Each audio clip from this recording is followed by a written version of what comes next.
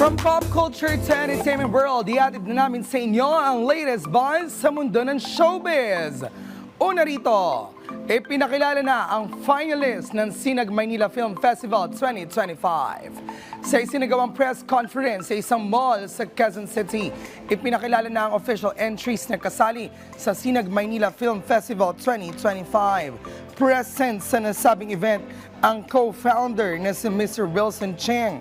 Samantala, hindi man nakadalo sa aktibidad si Direk Brillante Mendoza.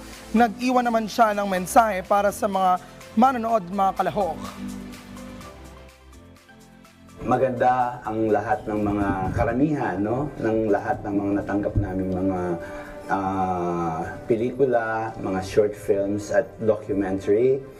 So, sana itong edition na to, maging masaya tayo lahat at mapanood ng mga kapwa natin Pilipino ang mga pelikula nyo, marinig ang mga boses nyo. Sa film entries ay gawa ng mga student filmmakers sa iba't ibang rehiyon sa bansa.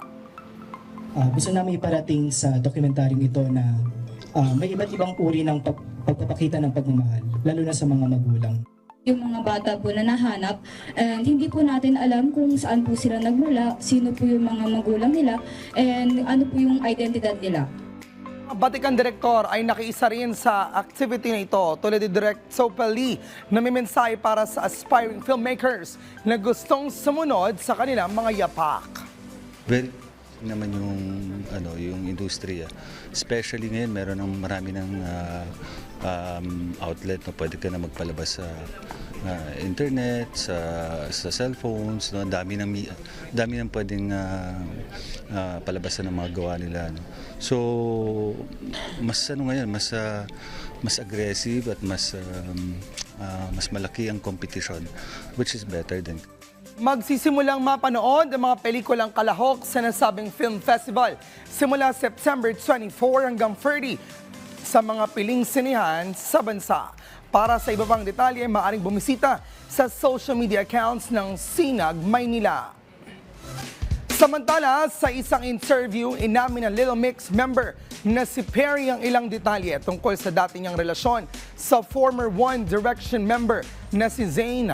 Ayon sa kanya, bagaman si Zayn ang kanyang first true love, hindi perpekto ang kanilang pagkasama dahil may toxic side rin daw ang kanilang relasyon. Ito'y matapos siyang tanungin sa kanyang mindset noong bago pa lamang silang nagdi-date ng kanyang now-fiancé na si Alex Oxlade-Chamberlain na hindi niya rin kayang mag-maintain ng relationship habang active member ng Little Mix. Ayon kay Perry, marahil daw ay nakuha niya ito sa dati niyang relasyon.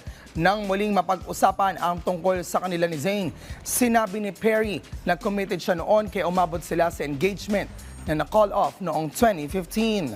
Dagdag pa niya, noong una raw akala niya normal na may toxic side ang lahat ng relasyon dahil first boyfriend niya ang singer at ngunit noong nag-break sila ay tila ayaw niya na raw maranasan pa ulit ang ganong ka-toxic na relasyon.